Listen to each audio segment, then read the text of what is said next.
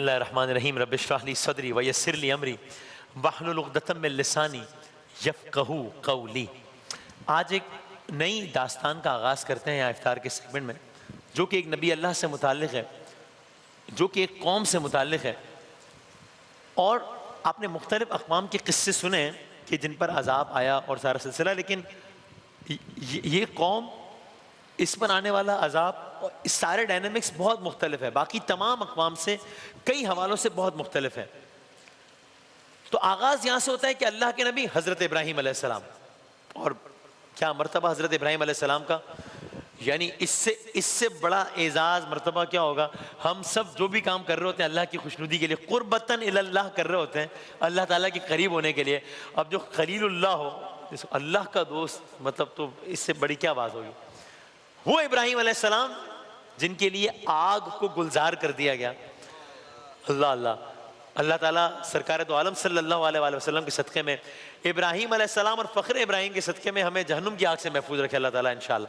وہ ابراہیم جن کے لیے آگ گلزار ہو گئے، وہ ابراہیم علیہ السلام جن کے بارے میں اللہ تعالیٰ نے کہا کہ ہم نے انہیں قلب سلیم عطا کیا۔ تو وہ ابراہیم علیہ السلام جو نمرود جیسے بادشاہ کے محل میں ببانگ دہل کلمہ حق بلند کرتے نظر آئے، وہ ابراہیم علیہ السلام جن کی نسل سے میرے اور آپ کے آقا احمد مجتبیٰ محمد مصطفیٰ صلی اللہ علیہ وآلہ وسلم ہے۔ وہ ابراہیم علیہ السلام جن کی نسل سے سرکار دو عالم صلی اللہ علیہ وآلہ وسلم ہے۔ وہ ابراہیم علیہ السلام جو ابو الانبیاء ہیں۔ وہ ابراہیم علیہ السلام کہ جن کا قصہ، جن کے بیٹے حضرت اسماعیل علیہ السلام کا وہ قصہ، وہ سارا سب لوگوں کے ذہن میں ہے، سب نے سن رکھا ہے۔ وہ ابراہیم علیہ السلام جو خانہ کعبہ، جس کا طواف، جس کی ایک نظر، جس کی زیارت کے ہم سب مشتاق رہتے ہیں۔ وہ ابراہیم علیہ السلام جنہوں نے اپنے فرزند کے ساتھ مل کر اس کعبے کی تعمیر کی۔ یعنی کتنے اعزازات ہیں جو اللہ تعالیٰ نے اپنے اس ایک نبی کے حق میں لکھ دیے۔ سرکار دو عالم صلی اللہ علیہ وآلہ وسلم کو دعائے خلیل کہا جاتا ہے، دعائے خلیل، اس لیے کہ ابراہیم علیہ السلام نے اللہ تعالیٰ سے دعا مانگی تھی، جس کا ترجمہ ہے کہ اے رب، ان لوگوں میں سے، خود انہی کی قوم میں سے ایک ایسا رسول اٹھانا جو انہیں تیری آیات سنائے، ان کو کتاب کی اور حکمت کی تعلیم دے اور ان کا تزکیہ کرے۔ سب کا سنا ہوا ہے، رسولا منہم یتلو علیہم آیاتک ویعلمہم الکتاب والحکمہ، وہ ساری مشہور و معروف آیت۔ تو اب واقعہ یہاں سے شروع ہوتا ہے کہ ایک روز یہ ابراہیم علیہ السلام بیٹھے ہیں، تشریف فرمائیں، سامنے سے ابراہیم علیہ السلام کو 3 افراد آتے ہوئے نظر آ رہے ہیں جو کہ ان کی طرف آ رہے ہیں۔ ابراہیم علیہ السلام دیکھ رہے ہیں ان 3 افراد کو، اور یہ 3 افراد ابراہیم علیہ السلام کی طرف رفتہ رفتہ آ رہے ہیں، یہاں تک کہ یہ تینوں افراد ابراہیم علیہ السلام کے قریب آئے۔ جب یہ بالکل پاس پہنچے تو جس طرح ایک کسی بھی خوش اخلاق آدمی کو کرنا چاہیے، پتہ نہیں کتنا کیا جاتا ہے یا نہیں، کہ کوئی بھی نیا شخص آیا اس کو گریٹ کیا جاتا ہے، اس کا حال احوال پوچھا جاتا ہے۔ ابراہیم علیہ السلام انتہائی مہمان نواز تھے، تو آپ نے ان تینوں کا بڑا اپنے دور پہ پرتپاک استقبال کیا۔ حالانکہ افراد اجنبی تھے، آپ ان سے پہلے ملے نہیں تھے، آپ نے کبھی ان کو پہلے دیکھا بھی نہیں تھا، ورنہ ہوتا ہے نا کہ بستی کے لوگ ہیں، ملاقات نہیں ہے لیکن ہاں کہیں دیکھا ہے، شناسا چہرہ ہے، ایسا بھی نہیں تھا۔ یہ 3 افراد ابراہیم علیہ السلام سے ملنے آئے اور یہ 3 افراد اجنبی ہیں۔ تو یہ بھی کیا کہنے ہیں اللہ تعالیٰ کے نیک بندوں کے کہ یعنی ہم جیسا کوئی آدمی بھی کسی اجنبی کو دیکھتا ہے تو اتنے پرتپاک طریقے سے نہیں ملتا، یہ اللہ کے نبی ہیں اور آپ ان کا اخلاق اور سب دیکھیے۔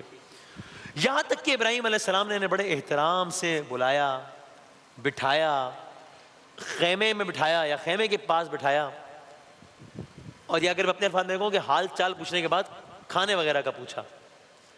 صرف پوچھا نہیں رسمن، جس طرح کبھی ہم بھی کر لیتے ہیں رسمن ایک بات کر لی، بلکہ ابراہیم علیہ السلام گئے ان کی تواضع کے لیے باقاعدہ کھانا لے کر آئے۔ اللہ کا نبی خلیل اللہ ابراہیم علیہ السلام اجنبیوں کے لیے اپنے گھر سے کھانا، بلکہ باقاعدہ بتایا گیا تفسیر میں، بھنا ہوا بچھڑا لے کر آئے، ان کے لیے کھانا لے کر آئے اور ان کو پیش کیا۔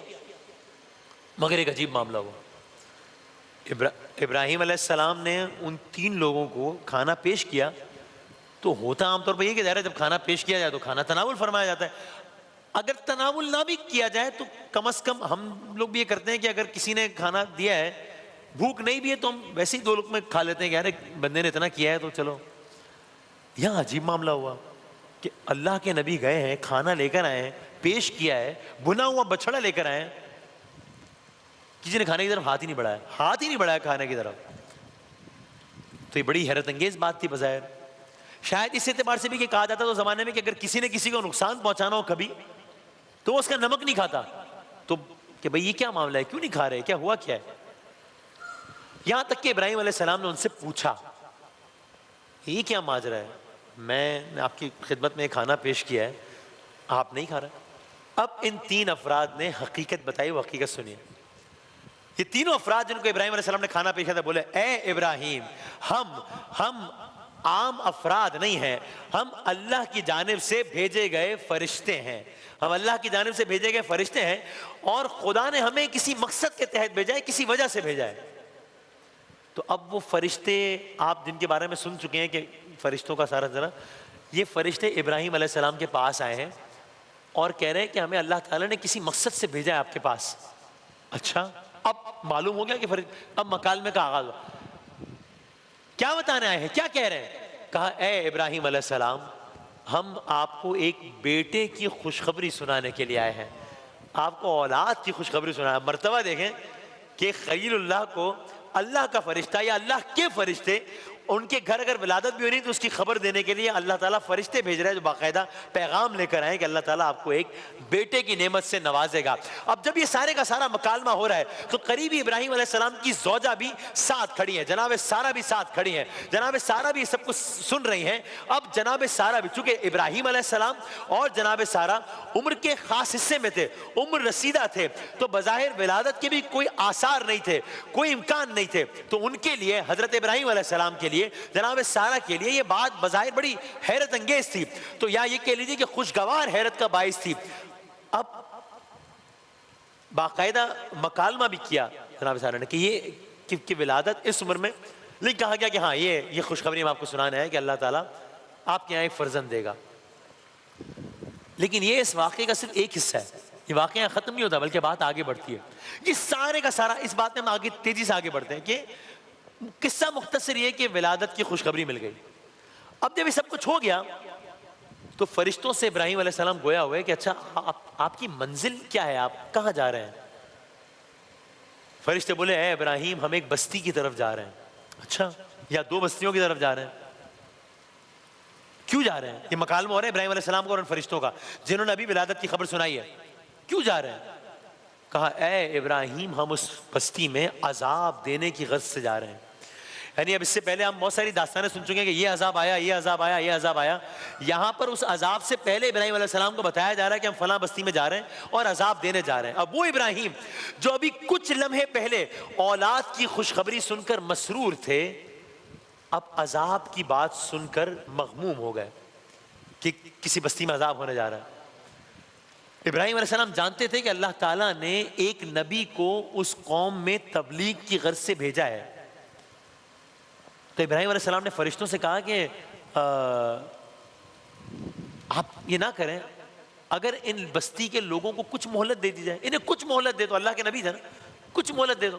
یہاں تک کہ بات آگے بڑھی اور اب اگلی بات سنی, زیادہ حیران کو نے کہا ہو سکتا ہے کہ اس پوری بستی میں 300 افراد ایسے ہوں جو نیکوکار ہوں. 300 افراد, تو کیا 300 افراد نیکوکار ہوں گے تو ہزاروں لاکھوں کو عذاب دینے کے ساتھ ساتھ ان 300 افراد کو بھی شامل عذاب کر لیا جائے گا؟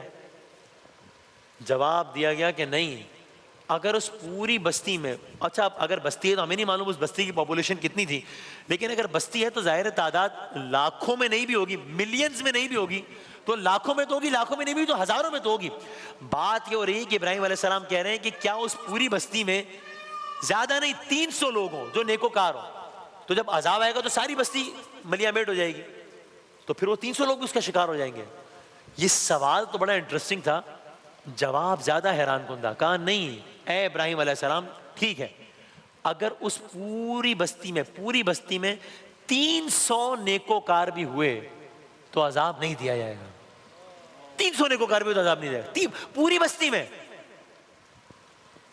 لیکن پھر یہ بتایا گیا کہ نہیں, بستی میں 300 نیکوکار بھی نہیں ہے, پوری بستی میں 300 نیکوکار بھی نہیں ہے. بات آگے بڑھی, ابراہیم علیہ السلام نے کہا اچھا اگر اس پوری بستی میں 100 نیکوکار ہو, 100, تو کیا پھر بھی عذاب دے دیا جائے گا؟ چونکہ عذاب آئے گا تو پھر تو سب اس کی لپیٹ میں آ جائیں گے. جواب ملا اچھا ٹھیک ہے, نہیں, پوری بستی میں اگر 100 نیکوکار بھی ہوئے تو عذاب نہیں دیا جائے گا, لیکن پھر بات آگے بڑھی، کہا نہیں، پوری بستی میں 100 نیکوکار بھی نہیں ہے. بات آگے بڑھی، بات 100 سے کم ہو کر 40 تک آ گئی. کیا پوری بستی میں 40 نیکوکار ہیں؟ 40 نیکوکار ہوں گے تو عذاب نہیں دیا جائے گا. جواب ملا نہیں، پوری بستی میں 40 نیکوکار بھی نہیں ہے. آپ نے فرمایا، یہاں تک کہ بات آگے بڑھتے ہوئے 14 افراد تک آئی. کہا نہیں، پوری بستی میں 14 نیکوکار افراد بھی نہیں ہے. یہاں تک کہ ایک روایت کے مطابق ابراہیم علیہ السلام نے فرمایا، یہ بتاؤ کہ اگر اس پوری بستی میں جو نبی اللہ ہے وہ اور ان کے اہل خانہ کے علاوہ اگر کوئی ایک مومن موجود ہو، ایک مومن. فرشتوں نے کہا اے ابراہیم، اگر وہاں نبی اور ان کے اہل خانہ کے علاوہ ایک بھی مومن ہوا تو عذاب نازل نہیں کریں گے. ایک بھی مومن ہوا تو عذاب نازل نہیں کریں گے. یہ گفتگو جاری تھی یہاں تک کہ قرآن کی آیت آئی. اللہ تعالیٰ نے کہا، آیت کا ترجمہ ہے کہ بے شک ابراہیم بڑے حلم والے، بڑے نرم دل، بڑے رجوع کرنے والے تھے. اے ابراہیم، اب اس بات کو جانے دیجئے، اب جانے دیں اس بات کو. مکالمہ یہاں ختم ہو گیا.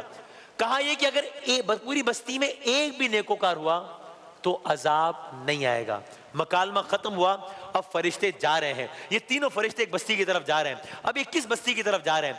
اس بستی کے لوگ ایسے کون سی گناہ میں مبتلا ہیں کہ جہاں یہ کہا جا رہا ہے کہ آخر میں کہ کیا ایک نیکوکار ہے، اور یہ کہا گیا کہ ایک بھی نیکوکار ہوا تو عذاب نہیں ہوگا. تو اب کیا اس بستی میں ایک نیکوکار ہے یا نہیں ہے؟ کیا اس بستی پر عذاب آئے گا یا نہیں آئے گا؟ کیا ابراہیم علیہ السلام کا مکالمہ جو اب ختم ہو گیا ہے، اس کے نتیجے میں اب یہ فرشتے اس بستی پر عذاب دیں گے یا نہیں دیں گے؟ یہ کون سی بستی ہے؟ فرشتے چلے ہیں، بستی کے پاس پہنچے ہیں. اب کیا ہوا کلرز کریں گے انشاءاللہ.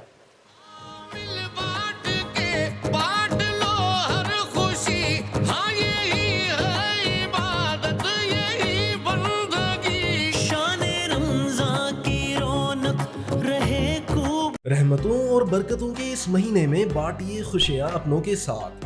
سہولت بازار لایا رمضان اسپیشل ڈیلز، افطار واؤچرز اور بے شمار گفٹس.